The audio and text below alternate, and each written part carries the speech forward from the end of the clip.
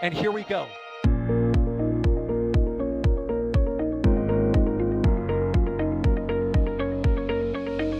have liftoff. Propulsion continues to be nominal. R68 chamber pressure looks good. Following up. Roger, Atlantis. Water towers fly! Yes! Payload down to nominal. Flight downside FD off. Bring in FD off. Off. It's orange! Oh my god! Oh my god! Decollage. Put that in the big bag, Eagle. 343 unfolds to go. Indeed. We rise together, back to the moon and beyond. If the methane would be igniting in the flare, correct? Yikes. You good? Sure. We don't need any more of these.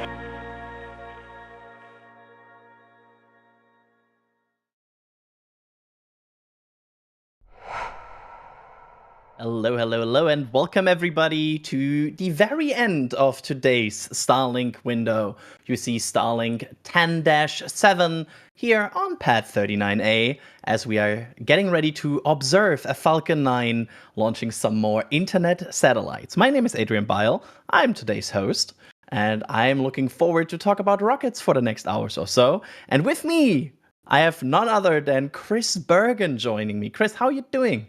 What am I doing on a Starlink launch? It's 39A. That's for a start. I'm very excited about a 39A launch, so I thought I'd pop in. Thank you. Glad to have you here, and I feel like there's a certain other rocket we will mention with this pad at some point during the webcast, so get your bingo cards ready. And also in the field with us today is D. D, how are you doing? I am doing really well. I'm up here at the press site looking out over 39A. We've got an excellent view, and this is an excellent morning for a launch.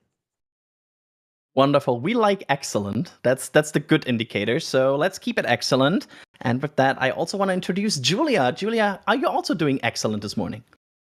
I am doing excellent this Sunday morning, and instead of monster car show, we've got a rocket show for you today. Let's hope that rocket launches indeed in 57 minutes and 15 seconds. With that, I quickly want to give you an overview about today's launch, because this is, of course, the Starlink Group 10-7. I forgot Jay. I'm so sorry. Jay is, of course, producing the stream. Thank you, Jay. And also, I heard Jay is very glad that this Starlink went a bit later because we all got to sleep a bit more. But yeah, today's launch is, of course, the Starlink 10-7 mission, which you can see on pad 39A there, which will launch some more internet satellites for the Starlink constellation into orbit today. Today's booster is B1073, which will do its 17th flight.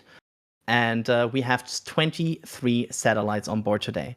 This is almost the very end of today's window with about more 15 minutes to go. We don't know exactly why SpaceX pushed all the way through the end of the window. We will go into weather just in a little bit. But yeah, it looks like they are going for this T0. Maybe at least that's right now what the website of SpaceX confirms. And we will, of course, see and observe if they go for propellant loading in about 20 minutes from now. And with that, I throw it to Julia. Julia, how is the weather? Could this be a reason for the delay, or do you more suspect rocket or ground hardware? Well, I can tell you that the weather here is, well, it's very Florida in the sense of it is thick humidity. The air itself is actually pretty still, so I don't think it was weather here. Which leaves us to either downrange weather and recovery, which is still a possibility with all of that tropical Debbie going on offshore, or it could have been ground. Hard to say. SpaceX, I doubt, will tell us, but we're good here for weather. As far as I can tell, that will not be a reason to further delay. Then let's hope it stays that way. But there you can see the weather forecast. It actually didn't look like a very big concern. You can see only 10% chance of launch weather violation. And you can also see the additional risk criteria on the right, which have low on all three factors. So we'll see. We'll see if SpaceX confirms what what led them to go to all the way to the end of the window. But talk about that once we get to know more information. Chris, are you excited that we have a 39A Starlink? Like, do you like, honest question, if you could pick between a 40 or 39A Starlink launch, would you always choose 39A? Oh yeah, it goes without question. Not just because the views are a lot better, because it's more iconic. It's also a very clean view of what is literally 2 launch pads, if you think about it. You've got the Starship Tower on the right-hand side. With the small chopsticks, they're the sign of the future. Remember, the chopsticks on Tower 1, Starbase, were actually too long. So that's why they've made them shorter, because they realised they didn't need that long.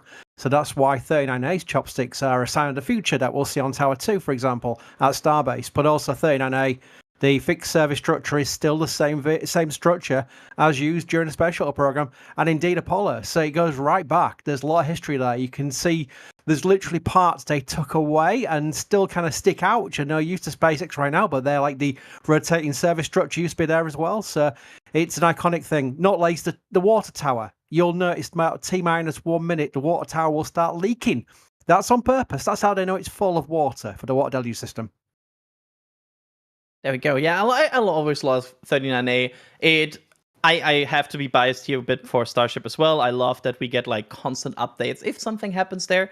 So that's always good with 39A. You see, like, I mean, we saw some contractors or like whoever on the other day be there at the pad and just work there. We don't know what exactly they did, but hey, we'll see if they maybe at some point resume action. I think the last update from Elon was potentially Starship more focused activity at the Cape next year ish. So that would be good. That would be great. I want to resume activity. See resumed activity here. I want to see more Starship activity at the Cape. I would like to see that too, Adrian, because we keep getting teased with activity around here. We get a tower, we get chopsticks, but we don't quite get chopsticks because the system isn't quite installed yet. And I think what they were doing, to be fair, was doing some just preemptive work ahead of Debbie in case we had a little bit more tropical action, because said chopsticks aren't exactly done yet and they don't have their carriage system. So they're just kind of being held there with straps right now. But yeah, we're getting teased on and off with the Starship action. And I'm looking forward to some of that resuming, hopefully maybe after this next flight in Boca Chica. Absolutely. And I have to bring this in here because it's me. I like Blue Origin. And I know, Julia, you were very happy about the recent spike in Blue Origin hardware appearing everywhere at the Cape. So it seems like the Cape is getting or entering a very busy period here lately with more rocket hardware moving around. Oh, yeah, there's no shortage of things to chase around on the Space Coast here right now. So, yeah, there was all of that activity going on at port with the simulator there, which has now returned back to Cape. I heard while I was out of town, it actually left port to go back to Blue Origin's facilities out there, either at 36, I'm assuming at 36. Because it did go through the Space Force gates. There was a second stage, which I'm betting is operational, just judging by how it looked. And it's absolutely bonkers to have this much activity and so exciting to see more happening in port. And soon, if you keep following Gavin's been chasing down the latest landing platform to arrive at port for Blue Origin. So that's going to be exciting to see too. Absolutely. And yeah, David Lim, the CEO of Blue Origin, confirmed indeed on X that this is the second stage that was moving around for Flight 1. So quite exciting times if you like rockets at the Cape. And of course, we have one here on the pad that is venting a bit, but the countdown, of course, is not yet in the propellant load sequence. I'm not sure, Jay, if you're configured to bring this countdown up, but this rocket will only enter fueling in about 25 minutes from now. It's 15 minutes from now. When hopefully the director for the countdown at SpaceX today will verify propellant loading. And then we will see frost on the rocket and hopefully a launch. I have a question for you, Chris, I don't know about, and I will bring up shuttle here. How long was the countdown for shuttle? I have 3 no days. idea. Yeah, 3 3 days. days. 3 days. It was a very long countdown with many holds, so it was like T-minus 56 hours to start with. It was called S00007 operations, and we used to get the full countdown, and it was a massive list on different departments like external tank loading, which took forever, as you can imagine. And actually, astronauts went out to the pad when the vehicle was fully fueled, and they used to say they knew the vehicle was alive because it was creaking, moaning, and farting. That was what astronauts used to always say. I always loved the fact that you would say that. It gave a lot of kind of human qualities to the vehicle, and a lot of that was the engineers talking as well, saying they felt very endeared to the orbiters. It was a wonderful thing to have some characteristics involved there, but it was a very long countdown. So we're kind of spoilt by these kind of like, oh, we're going to start fueling at T-minus 35 minutes. Oh, there's a T-minus 20-minute event. It all happens very fast these days. Yeah, absolutely. It's kind of bonkers that you just have a rocket 35 minutes or so before before go. It's like, okay, I will now enter propellant loading, and we are good.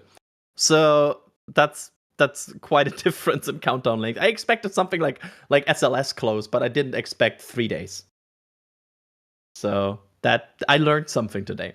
Let me thank some people here, because some people were very generous in joining our membership program, which is basically, I think, one of the coolest ways to support us. You get behind-the-scenes pictures. You get a lot of photographs that Chris Bergen, I know, is the one to put out there. And you also get, if you go about Capcom or above, you can also get our Discord membership, which is a great way to talk about rockets. So thanks to the following people here, starting with Gregory Sire, becoming a Patrat member even before we went live. Thank you so much.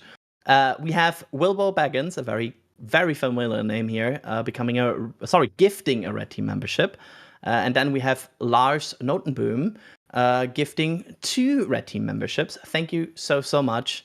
And we have RC Horseman gifting another Red Team membership. Thank you all for the support. Again, this is what enables us to do 2 Starlinks on 2 weekend days, which is kind of cool. So let's get more into questions here. And again, if you have some more questions, tag at NASA Spaceflight in chat. Not only about Falcon. I mean, it's a Starlink launch. We are very open to discuss general spaceflight topics sometimes. So feel free to just ask these questions.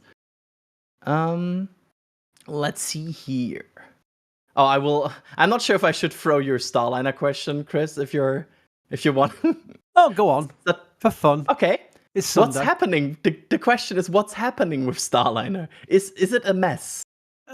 Well, we're in a limbo period now. We know the status is that NASA is overviewing the data, and then we'll make a decision on which plan to take. We now know the backup plan because they've now been quite open about the backup plan, which is keeping Sonny and Butch on the ISS until February and using the Crew Dragon rotations with 2 up on the Crew 9 mission to allow for that.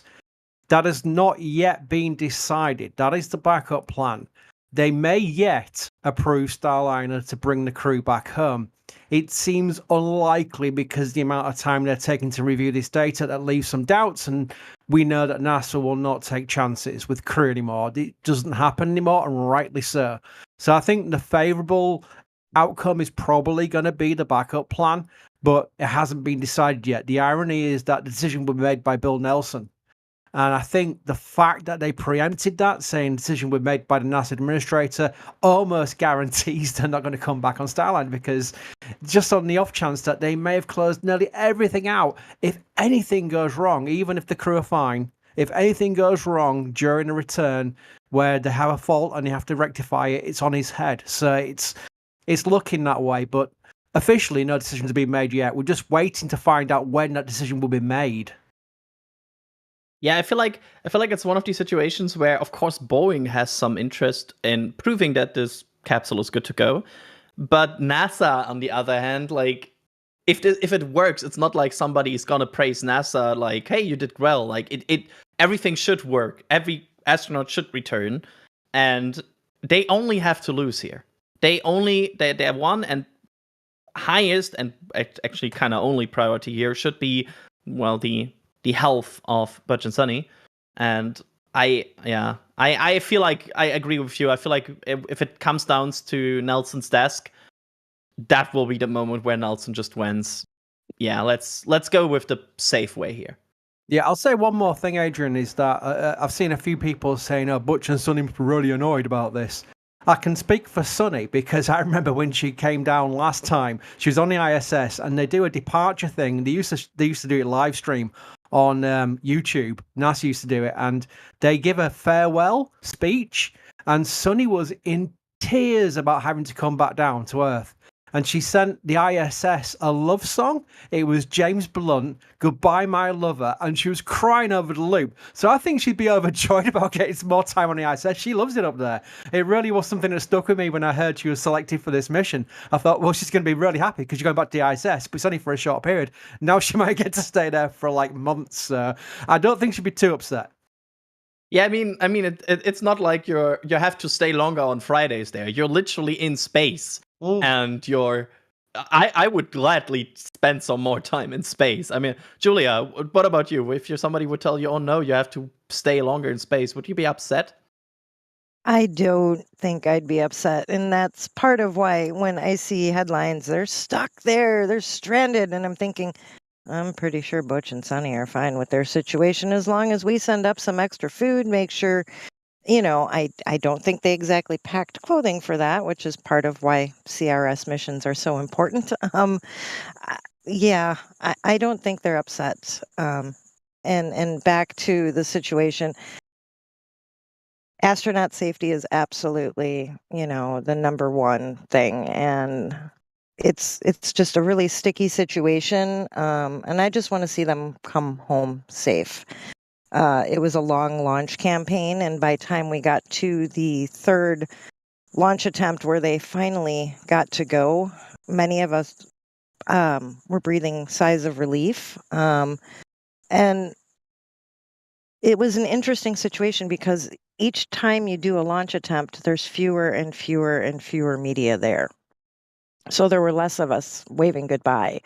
And that was a really emotional launch for me. Just being concerned for them and happy they made it up there. So I'm going to be really relieved when they do come home, though. Absolutely, and it's the only launches even that's the same was true for me for Demo 2, by the way. I was nervous watching Demo 2, which I think I was only nervous for Demo 2, Starliner Crude, and actually James Webb. That was like the 3 launches where I was like sitting here and completely nervous. And I feel like that's the one thing. Like losing one Starlink, I mean, it's bad, but it's a Starlink, right? But there's just different levels of concern here. So let's hope. You know what, Adrian? I've never felt the same since Shuttle. I have not had those nerves. I've done this because I knew so much about Shuttle. Well, I'm not an expert. I just know a lot about Shuttle. That the risks are all there in the back of your mind of what could go wrong.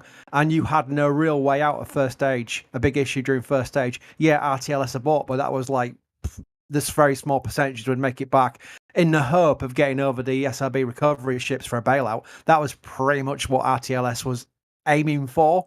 It was real risky there. With these new vehicles, you've got abort modes during first stage. So I feel a lot more confident, even if a rocket went wrong during a first stage ascent, they've got a way out. And that reassures me a lot. And I think I don't have those nerves anymore. So I think that's for context, is that it is a lot safer. It's still not safe, but it's a lot safer than it has been before. So I've got less nerves in that respect. Yeah, I get that. Like I was not lucky to observe Shuttle when it happened. So I can probably imagine that there's a very big difference in how risky a mission feels in Shuttle versus, for example, Dragon or even Starliner, to be fair. So yeah, absolutely. D, how about you? Any nerves ever before a launch? Oh yeah, most launches. Starlinks are the exception rather than the rule. It's always a little bit like, okay, how's this going to go? Because no matter how, I mean, I've seen so many launches, but there's always that chance. And I feel like I would be nervous if the people on console don't have a small amount of nerves, So it's, I don't know. I wouldn't say that it's an overwhelming sense of nervousness by any means, but just like a little bit of nerves almost every launch. Yeah, I fully understand it. I had I think still one of my biggest was James Webb because of the whole implications of like how much Hubble did in terms of knowledge gathering and like the potential if James Webb fails, it would never probably be a situation where we would get another telescope of that. And like that was I had nerves for that, and I couldn't watch James Webb. Actually, I was sitting like with my eyes closed and just waited for good calls. So what you're saying is that James Webb is what my generation's Hubble. Yes, we were. That was the headline when I was growing up, and so exciting to see those pictures for the first time. And now my mind, as an adult, is being absolutely blown by the quality of pictures that we're seeing and expanding upon Hubble. It's crazy. Yeah, I mean, absolutely. Like it was so much talked about this whole like unfolding process and everything. Like, remember the whole talk about how many unfolds they have to do and how complicated it is. And of course, everybody brought up the Hubble issues with back then. So it was like you had like this million things that go wrong, and there's just this one single path that could go right, and that was nerve-wracking for me. And I was also pretty new to spaceflight back then, so I was not used yet to see expensive objects fly. So yeah. I will throw one more Starliner questions here, and then we'll go back to Falcon as they're approaching profound load here very, very soon. By the way, the website of SpaceX still shows that the T0 in top left is accurate, so let's hope that remains. Chris, one final question about Starliner. Big if it lands without crew, how long will it take to fly Starliner again? You see, now that's what I think may happen, and if it does, I think it'll come back completely nominal.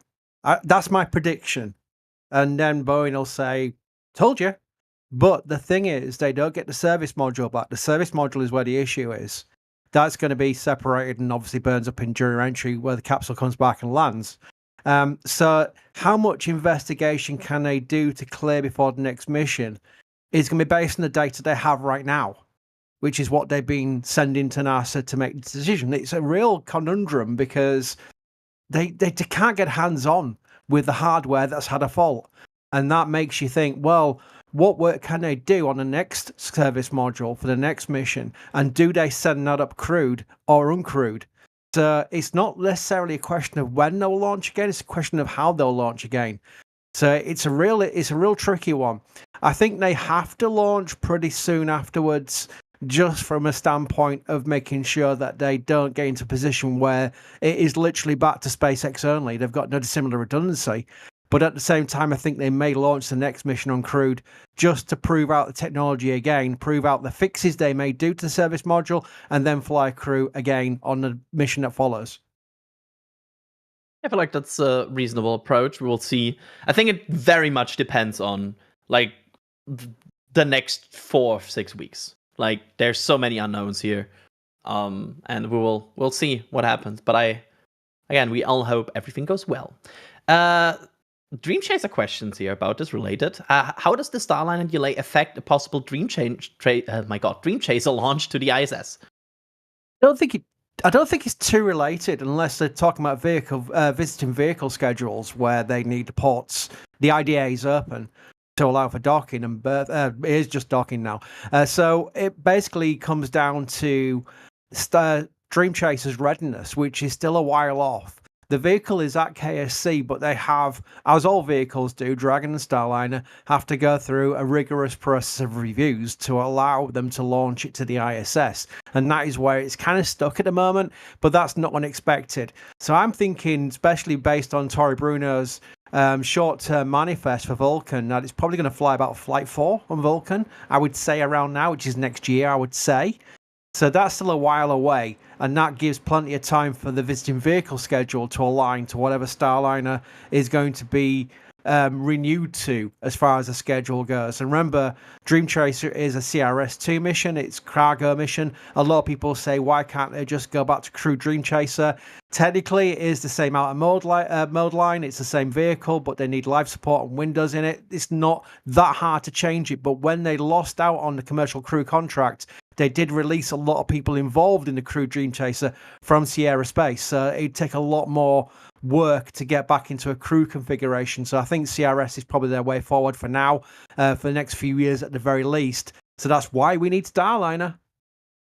Absolutely. And I feel like it's still a hard case that, like, if somebody is against redundancy, I'm always a bit puzzled, because I feel like we saw that Falcon 9 is like vulnerable to grounding sometimes. So redundancy is good. Like, I like redundancy. And also I have to report something here, because as you might have noticed, the clock in the top left changed. Because SpaceX has pushed this launch now to the very, very, very end of this window, which is now 10:59 a.m. Eastern Time.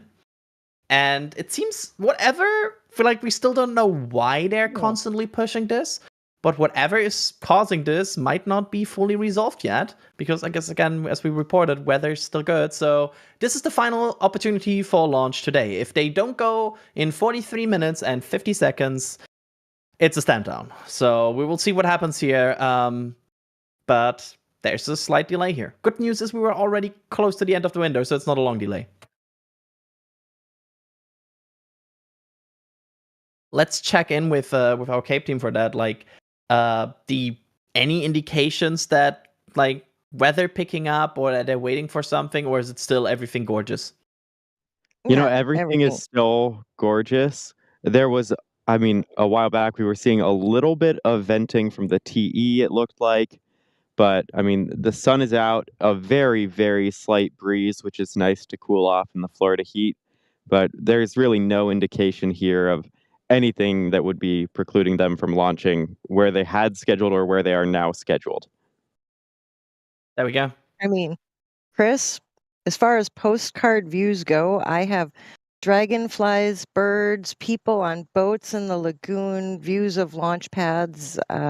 Yeah, it's postcard Florida out here. So whatever's going on is probably a ground issue, and hopefully the teams sort that out. Can I ask how hot it is, Julia? What's the temperature right now? What's the temperature right now? It is 86 degrees. Feels like 99, and humidity is 79%. So our clothes are damp. It's thick, if that gives any context to it. We have in the 90s coming up early next week in the UK, and I was basically posting in our Discord, please send help. Yeah, you're not built for this. We're not. Are you? No. I have a suggestion that I used yesterday. For all you who are going out and about, or just hot at home, get yourself some washcloths. This comes in handy during hurricane season, fellow Floridians.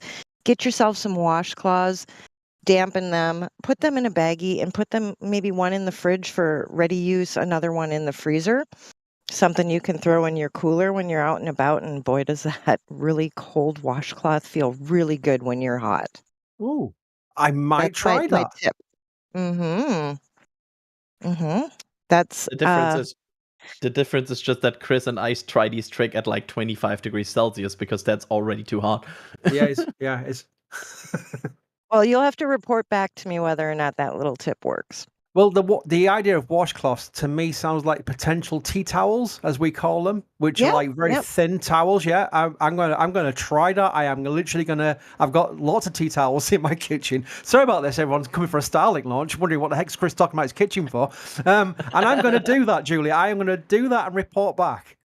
Put that damp, cold tea towel on your neck. Guarantee relief. Yeah. Yeah, our low temperature at like 3 or 4 in the morning is still going to be like 77, 78 degrees Fahrenheit, so around 25 Celsius. So we will, as Floridians, we will not open up our windows again until probably October. Just letting you know. Yeah, Yeah. the seasons are summer and January, and that's it. Yeah, January, I'm it's usually so sitting hot out here on in my German. porch enjoying. Hot in Yeah, in Germany. January, Define hot in Germany? probably close to the situation that Chris has ongoing. Like everything about, I will also convert to Fahrenheit here, so we have both units. Celsius, Fahrenheit. Like everything above 77 Fahrenheit, 25 Celsius is warm, definitely. Yeah. And Okay. it starts to get really annoying once we go about 30 Celsius, 86 Fahrenheit. That's when it's like that's considered a hot day here. Like a significantly hot day, I would say. Fair. I'll give you that. Would I feel different if our humidity wasn't as high? Yeah, I would.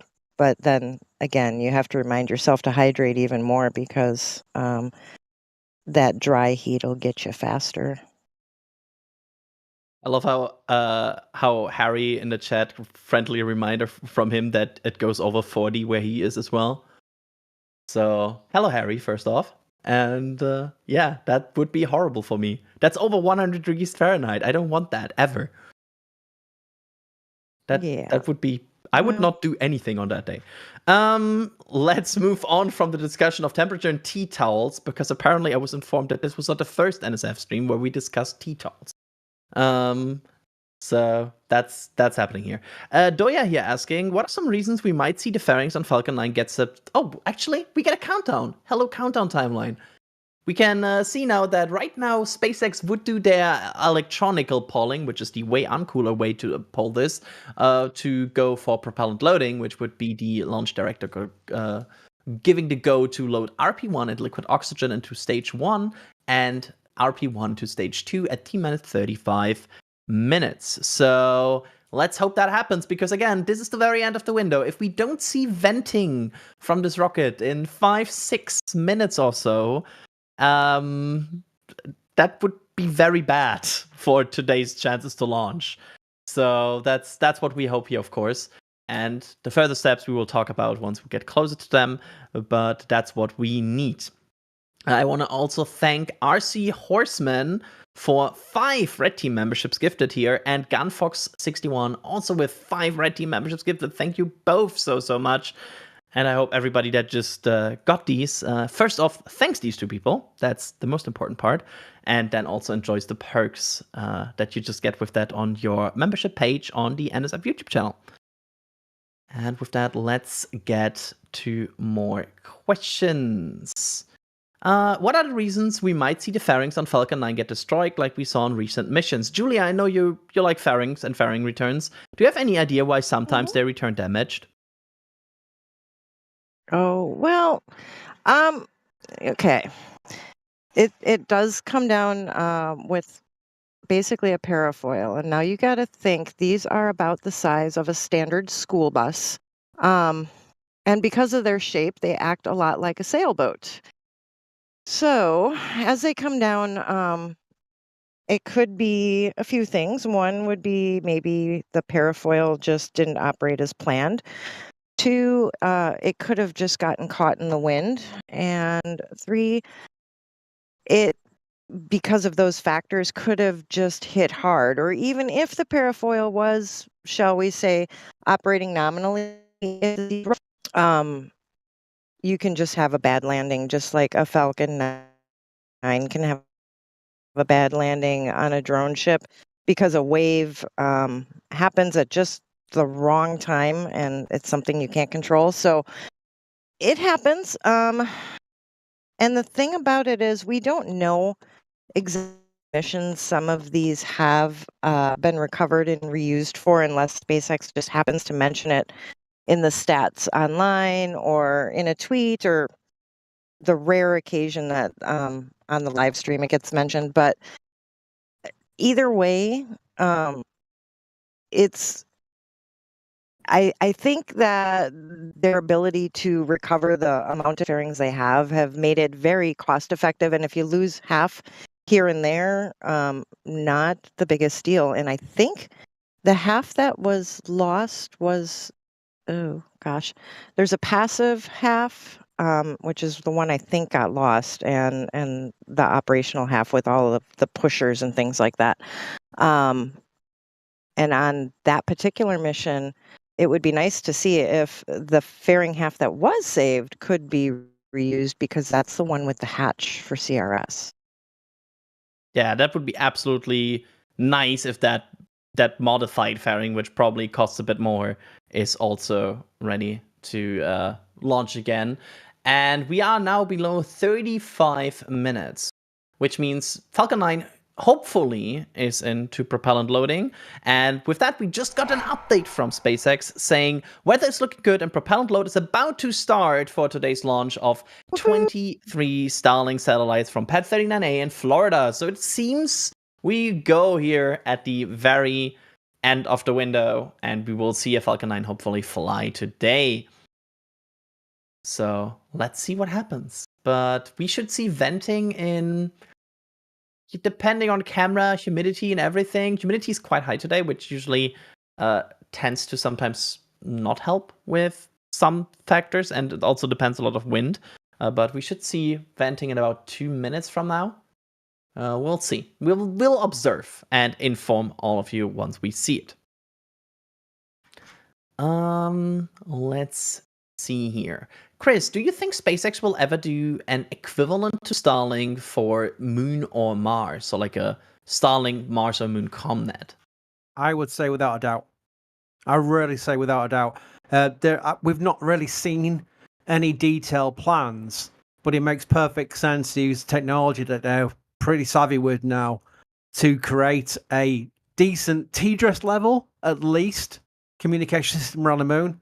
And then for Mars, they will probably likely need something for their Mars base Alpha, which is a long time away, I know, but it's something that's in the plans. I think when you have the experience base they have with Starlink now, it makes perfect sense to apply that technology and almost prove out the technology on Earth, around Earth, I should say, not on Earth, around Earth, and utilize it for their future plans on the Moon and Mars. Yep, I fully agree. I think there's a very good chance that we will, of course, see like some sort of modified version, but like some sort of Moon or Mars Starlink relay. I mean, we already see them modifying for direct to cell. We saw, of course, Starshield, which is some sort of military platform of the platform. They're modifying that to get more opportunities and revenue streams out of this, and I think some sort of deep space communication is just a matter of time. And with that, I'm looking at the very bottom of Falcon 9 here, where the LOX tank is, and we should see frost any second now, which would be very desirable, because that would mean they're in propellant loading. And Alex confirming in the back channel that there is condensation appearing on the Falcon 9, which means it's getting frosty because there's something very cold in it, and that means it's most likely in propellant loading. And am I seeing a frost ring? Or am I? I swear, once I start to look closely to these, my eyes start to make funny things up. It's yeah, but we can see vapors. Is it heat? Are you playing the is it heat haze or is it frost game? Yep, exactly. That's what I'm playing. It's like, is it moving or is it just the haze? But I feel like, yeah, you can see frost now on the Falcon 9. So we can confirm Falcon 9 is in propellant loading for today's Starlink 10-7 mission. So, yay! That's good. We want to hear that. And with that, let's go into more questions here. Let's throw this one to D. Have we seen any recent work besides like some securing maybe of cables on the launch tower of Starship lately in Florida? I don't believe so. I think like maybe it was about 2 months back, we saw a little bit of stuff around the base moving around, but we really have not seen much changing with Starship. We'll have to sort of wait, I think, until like next year or so if stuff starts to pick back up and they start to really work to get Starship flying out of the Cape, because their focus really is just testing it out in Boca right now. And so it doesn't make too much sense to do a ton of work on the tower here when they obviously are working on the second tower out of Boca. They're doing different designs. They're working on the catch. So there's a lot of different work that needs to be narrowed down on that Starship tower before they really want to come back and potentially waste time on this one if they could learn things that would require them to change stuff. By the way, Adrian, if I could add, that makes perfect sense, not least because if you think about Tower 2 at Starbase, that is their future design. That is something that will also be applied to Tower 1. Remember, when Tower 2 is ready, they're going to modify Tower 1. A few people missed that, but that's what Elon said. It makes sense that they use the Tower 2 as a template, not just for Tower 1, but also for the KSC Tower and their future potential towers, be it LC-37B or else the proposed LC-50.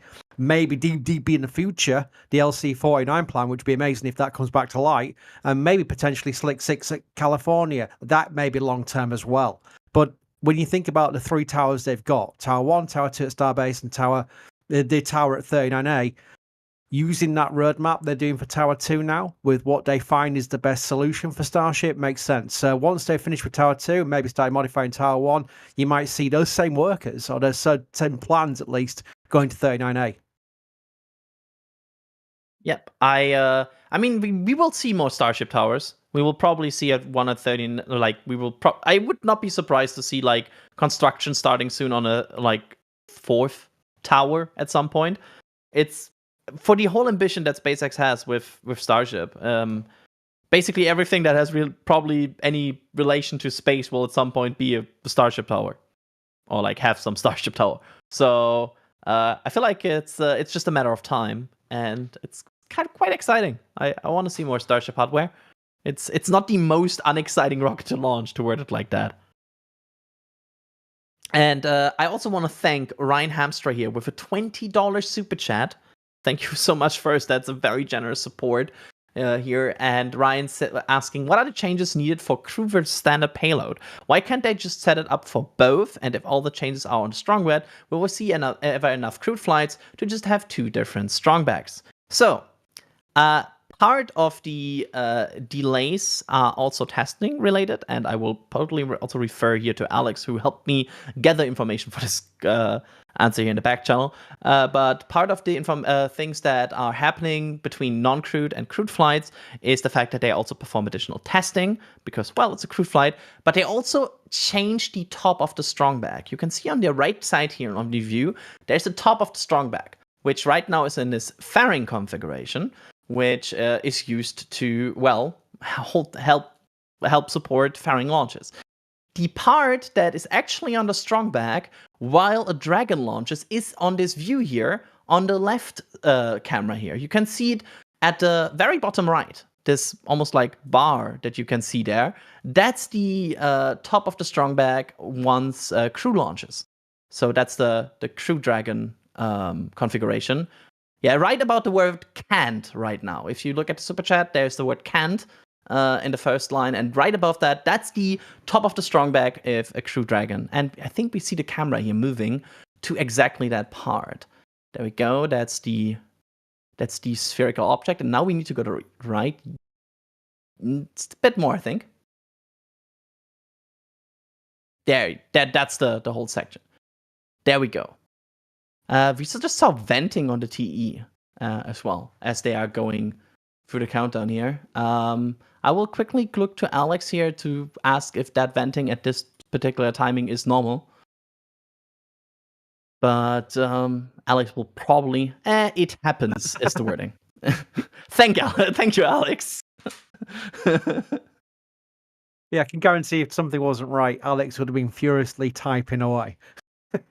It's crazy how fast he sometimes notices things. It's like, I have not even processed what I just saw, and he's already analyzed it. It's crazy. So, yeah, I wish I had that ability. Stubby nozzle, yay or nay? Yay or nay as in, do we like it, or if it will have to happen today? Today will not be a stubby nozzle, and I am glad about that. I know Chris, I think, feels different about this. I do. I think it's great because it's less material. Let's face it. That's the whole point. We're trying to make things more efficient and cost less. Less material is better. I'm with Chris here. I have to Oh, agree. God. Sorry, but I think the stubby nozzle, while unique and different and perhaps not as pretty as like a full nozzle, it is a very efficient use of resources, and you love to see it. Not as pretty is such a generous word for this. I'm just saying. Julia, do you have an opinion on stubby nozzle, or you're not partaking in this I'm not tribalism? partaking. I am not partaking. I just know there is no stubby nozzle, and that our fact sheet says thankfully. So that means I know Alex's opinion on this because Alex writes the facts. Yeah, Well, that's I correct. think that there are 3 people on this call who have shared their opinions, and so I think stubby nozzle is winning on the opinions on this call. That's true, but you know where it's not winning in being good enough for today's mission. Because the other question we got here is, when will they use stubby nozzle for this? If it's more efficient, will they use it all the time?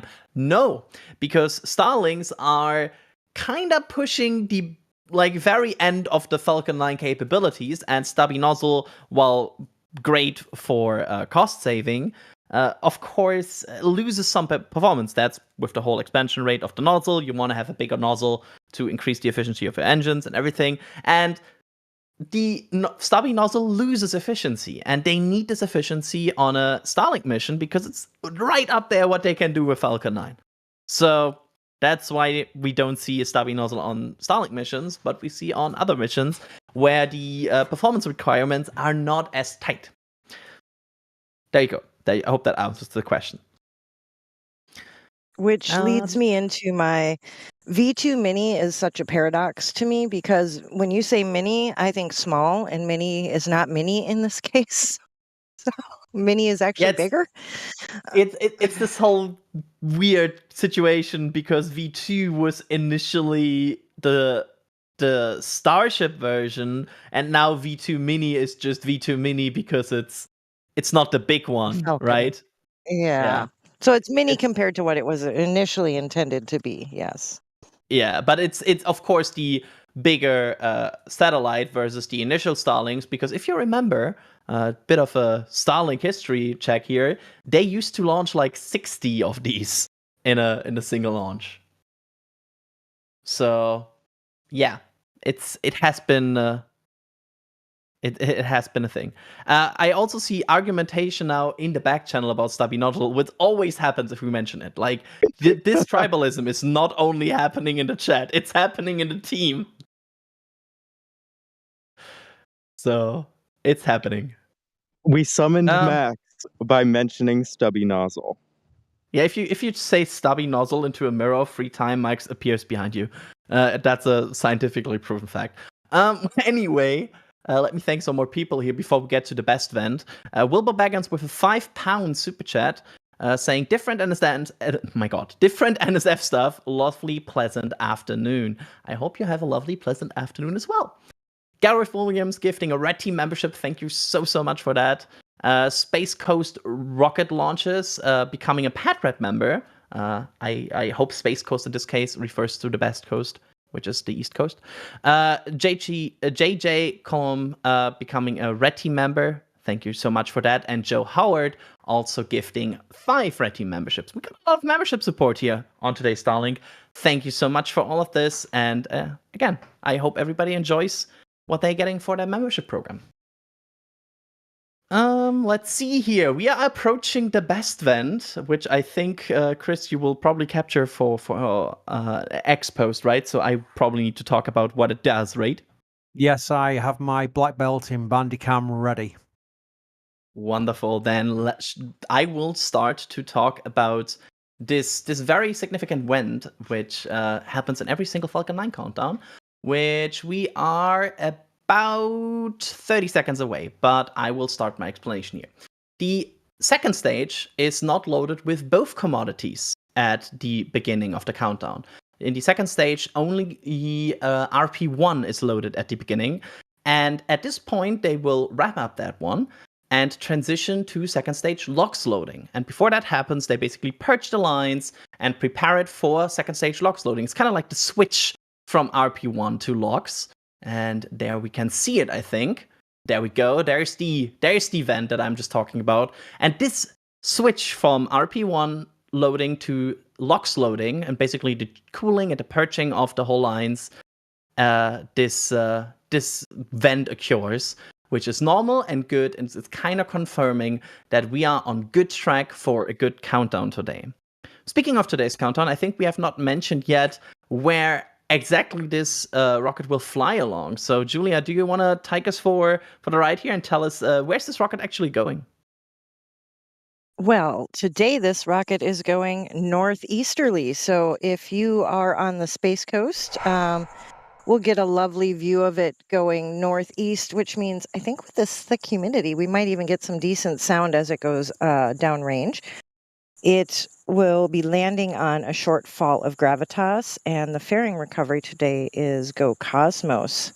Not sure what the weather is like north of here, but if you are in the Carolinas, anywhere north of us, keep an eye out for this rocket coming downrange to you. And if you are nearby, you don't have too much longer to get to your viewing place, but with this being on the north end of KSC, pretty much anywhere along the coast is going to be great. And Max Brewer Bridge, it's a little too late to get out to the beach if you had wanted that beach view, but go ahead and pull over so that you can safely watch. There we go. And I hope everybody a good view today if they are on site and have any chance to view this. Yeah, we'll see what happens here over there. What are we talking about visibility, like tracking today? Do you think there might be some issues with haze or clouds?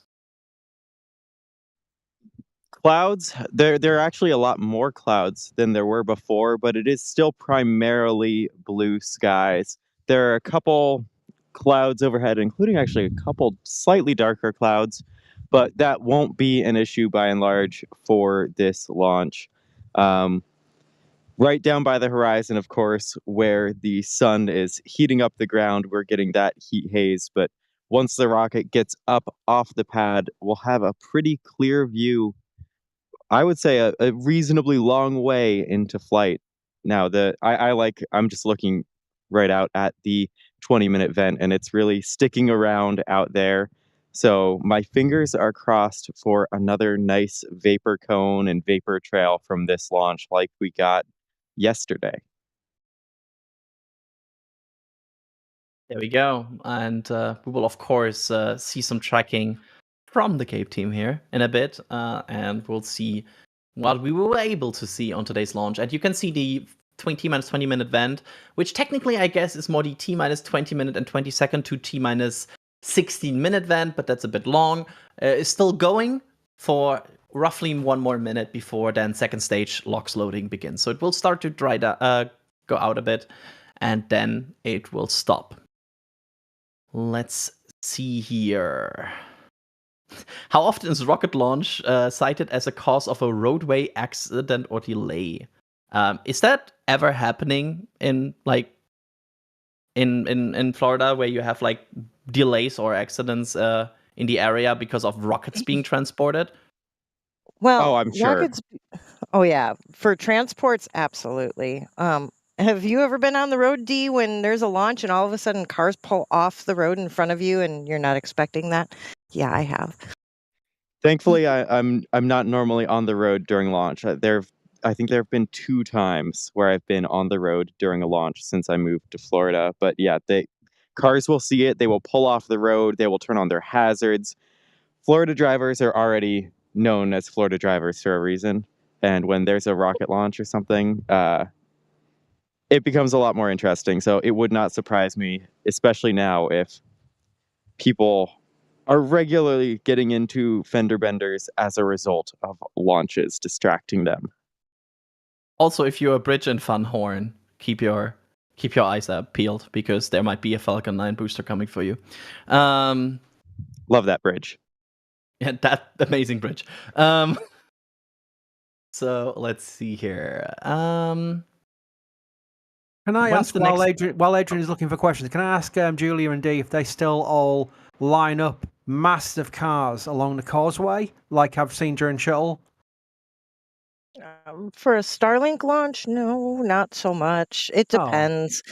It depends. I mean, if a Starlink launch happens to land on like a Friday, as people get out of work, they grab some food over here on US 1, picnic and wait for the launch. Now, when you're talking crew, absolutely. Crew Falcon Heavies are a big draw yet. It just kind of depends on the when and what. Starlinks are kind of, I don't know, I hate to say this, but I watched from my own backyard again yesterday. They're just kind of regular. Crazy. I know. Who thought? When I first moved here, we had maybe 2 launches a month. So Yep. for me to get to a state of, I'm not going to drive the mile down to the coast, I'll just watch from home is interesting. But like you were saying, with the crew launches, especially one of the early launches in my launch photography was Demo 2. And for that one, I went out to Max Brewer Bridge in Titusville, and it was packed full of people. They had to shut down the bridge, and people were lining up the night before, and it was just an absolutely wild experience. And we'll see that occasionally with particularly big missions, but there's a huge variation in people. It's not so much just a whole lot of people wanting to go see a launch. It's they're here for a mission. And then if they're just here for a launch, there aren't too many of them, but they'll be on the beach or along the roadways but these launches are always special. So I like seeing the crowds here. Yeah, I feel like Starlinks are turning more into like nobody will plan a trip to watch Starlink 10-7 usually, I guess, at least internationally. But they're kind of the bonus or almost the insurance that you see a launch, even if one of the bigger missions is being delayed. So yeah, I mean, it's hardly even worth extending a trip to Florida, like from Spain, for instance, for a couple extra days because you're set to catch 2 extra Starlinks. It's hardly even worth it because, for all you know, Falcon won't be flying those. Yeah, I mean, it's basically impossible if you come from Spain to not see a Falcon 9 launch. There's so many. At least I was there for the one that Alex did get to see. Can I do a bit of movie trivia for you all? I'm game. I'm sure people in chat will have known the movie Contact with Jodie Foster. There's several scenes in that where they show the big, massive machine, the spinning machine that they were doing at KSC for their Jodie Foster to go off and see her father during wormholes. There's a lot of scenes taken from a shuttle launch. You see all the cars lined up on the causeway. Loads and loads of cars. That's actually from a shuttle launch. They've actually filmed it there. And they filmed it during a space shuttle launch. And they asked all the press people at the press center at KSC, do you want to be in a movie? And they said, right, who wants to be in a movie? When we say run, run. So you see the machine explode and you see all those people running away from the countdown clock. They're media who were at an actual shuttle launch just being part of a movie. It's just go watch the movie back. It actually is real press people. That's amazing. I'm going to have to do that. I did not know that fact. Is there like press people we know involved in that? Yeah, they told me they were doing it. Said, look, we're in a movie. The film is doing this scene. We're all told to run away at the sign of a siren. And you can see them all running away from the CGI of the explosion, but it's the real countdown clock and it's the real people at the actual launch. It was about T-minus 2 hours to go. And they just told everyone, if you want to be in this movie, when we shout run, run. And that's actual people at a shuttle launch running away from a pretend explosion. That's amazing. That. Yeah. That's actually a very smart way to do it, by the way, to not disrupt them. So probably a good call. Let's see here. We just have 11 more minutes to go. Falcon 9. You can see not that much condensation today, which usually comes down to humidity and temperatures not optimal to observe that. You're probably used to Falcon 9s being full on frosty and everything. Sometimes that doesn't happen that much. You can see some condensation and some frost, but not the optimal conditions today to really get this like almost. We had launches in the past of Falcon 9 where people were like, "Oh, this is a new booster," and everywhere else was like, "No, it's not a new booster. It's just that frosty." So that's not happening today. It's very gray still. Let's see here. Chris, there's a question here about when the next Shuttle Sunday will be and what mission is next. A week today. We've got the next 3 missions lined up, so we know which ones are doing next. We're lining up the third one in this next series will be Atlantis' maiden flight, the best shuttle, for those who are not aware. So we're covering 3 missions because there's quite a lot of DoD missions where there's not a lot of content because it was DoD. Department of Defense, for people who don't know what DoD is. But we'll be covering 3 missions in the next Shuttle Sunday next Sunday, and then 2 missions, I think, in the following Shuttle Sunday, and then a dedicated one for Atlantis' debut mission, maiden mission. Yeah. That's your quick overview. A week from now, when you have the next Shuttle Sunday. So mark that on your calendar. Or digital calendar, whatever you're using. Let's see here.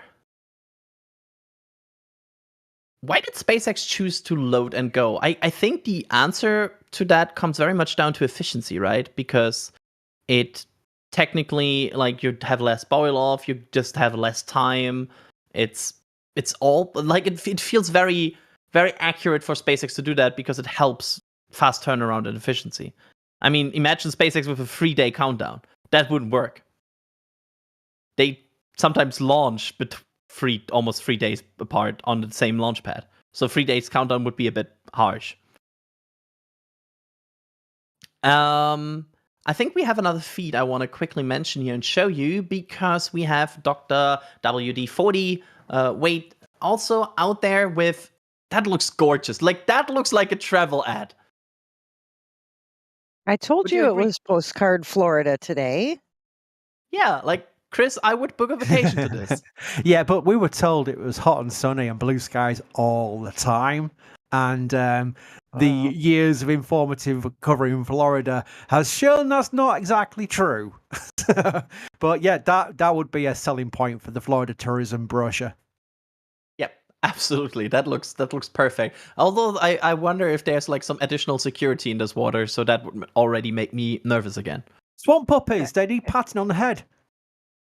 Oh, well, if it's wet, there's probably a gator somewhere in there. So just make that assumption every time. So no water is safe to swim in. No, I wouldn't say so. I mean, if there isn't a puppy in the form of a gator, then there could be a shark. Oh my god, or a man of war. They look so very happy. pretty. They look happy. They're always smiling and like they just crawl around. You must be don't, boys and girls, don't pat a gator. You might lose your hand. And if you're on land, just watch out for the hogs. I mean, This is so weird for me because I can jump in any body of water probably unless it's like a blocked area and it's usually fine. I'm still intrigued by the angry pigs. Apparently, I mean we have pigs here, but they tend to be kind of like harmless. Apparently, the Florida hogs are much bigger and a bit more chargy. Is that true? That is true. We saw one when Atlas rolled out, just meandering itself across the tracks. In that case, there was safety in numbers because it was a very big hog. But there were no babies, so the chance of angering it was a little less. We also have very dangerous boars here, by the way, Chris. Like, I'm not sure if they're in England, but they are here for sure in Germany. We have wild boars that if you go into their area, well, especially once it's the season when they have babies, if you by accident walk into a wild boar that has like a youngling next to it, it will run you down. That's just good parenting, though, so I've got no problem with that. That's just good parenting. Okay. Yeah, but that's also happening. It's probably one of the only dangerous animals here. So there you go. We are at 5 minutes and 52 seconds, so we are very close. And I will start to outro some people here because I know there's basically everybody leaving me here, and I will be your launch commentator for the remaining few minutes. Starting with our field team here with Dee and Julia. Dee, I wish you the best of luck with today's launch covering. Thank you. I'll hopefully get some nice slow-mo that we can share with everyone, and I'll see you on the other side of launch. Absolutely. And the same goes for you, Julia. Good luck with this launch. Why, thank you so much and happy tracking, Dee. There we go. And also leaving me here for commentary is Chris Bergen. Chris, you're on to making sure that we are covered on X, correct? That's correct, yes. Very important. Clipping what we're covering, what we're showing with our cameras, and putting it out there in little clips and updates during this launch. But have fun.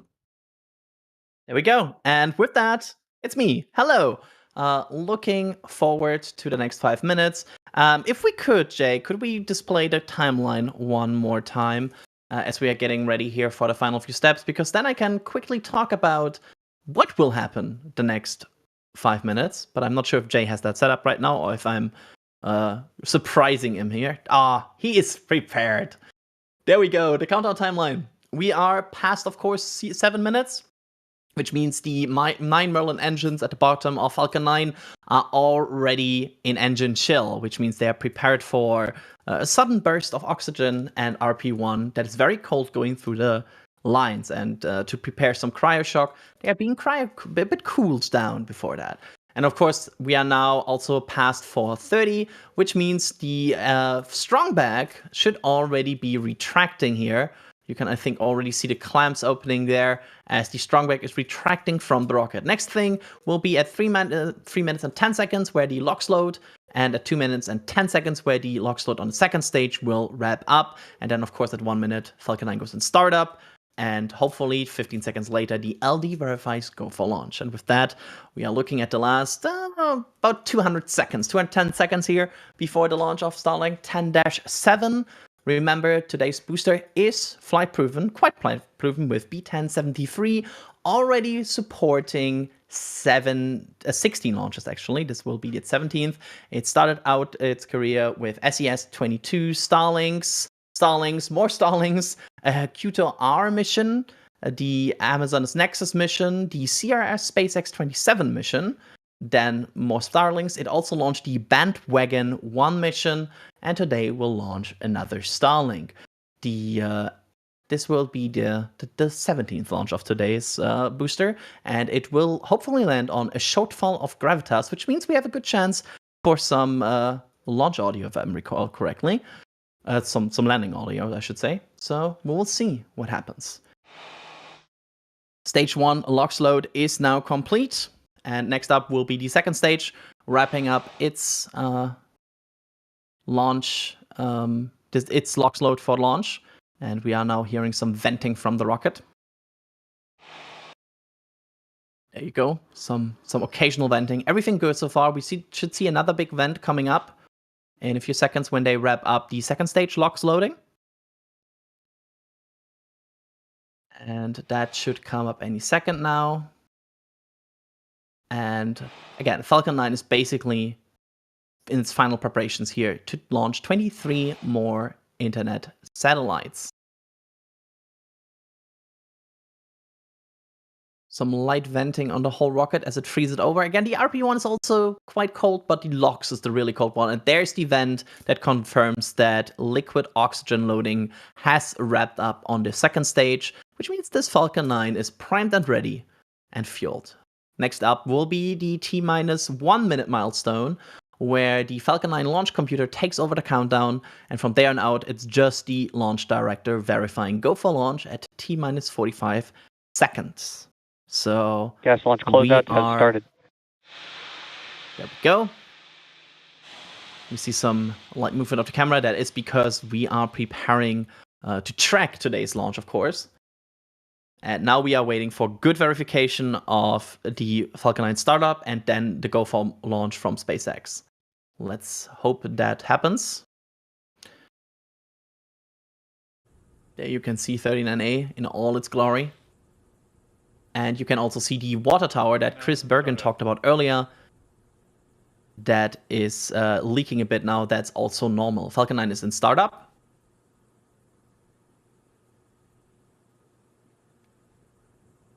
do you go for launch? And there we go. Go for launch for today's Starlink 10-7 mission. What you will see is the spool up of the deluge system at the bottom of the rocket.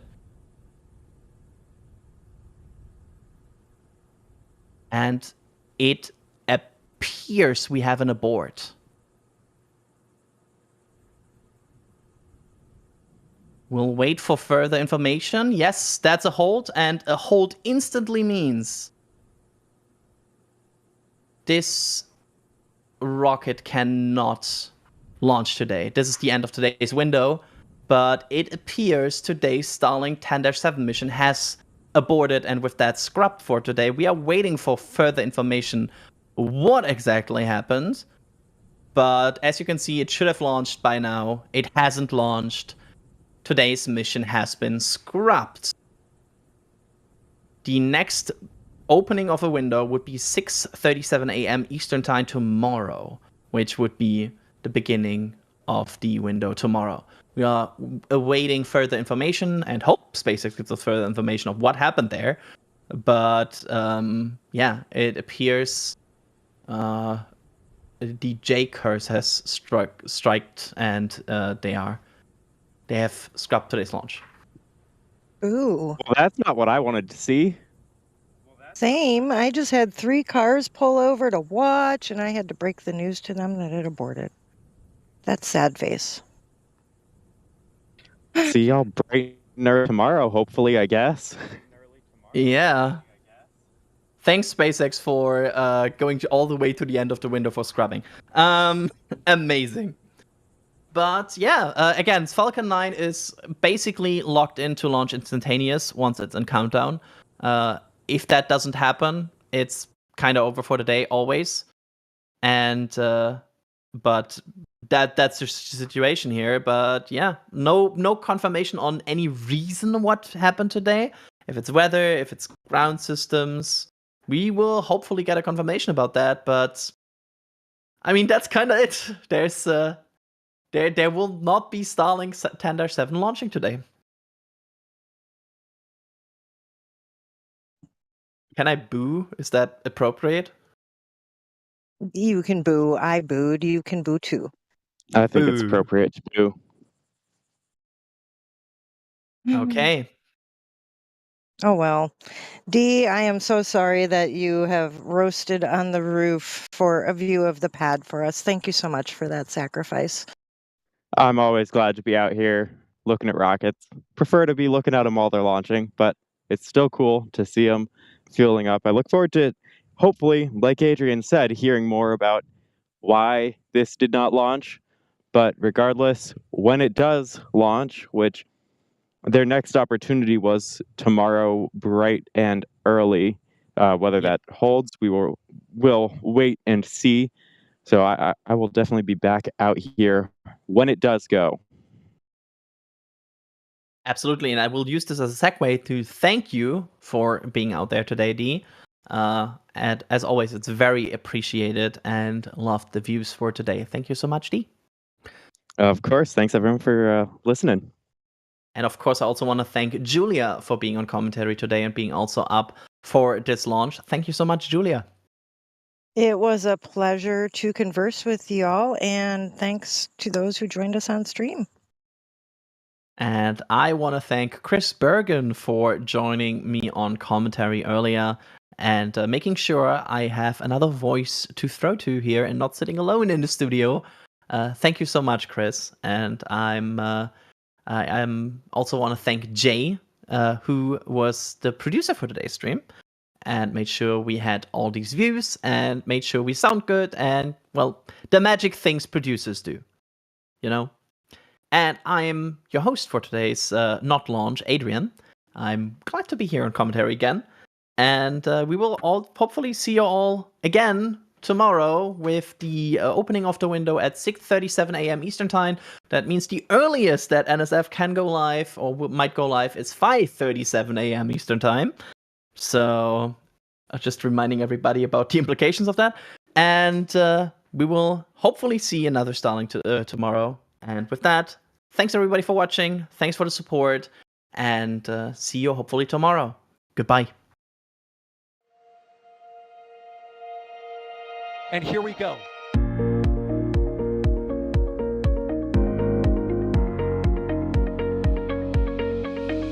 have liftoff.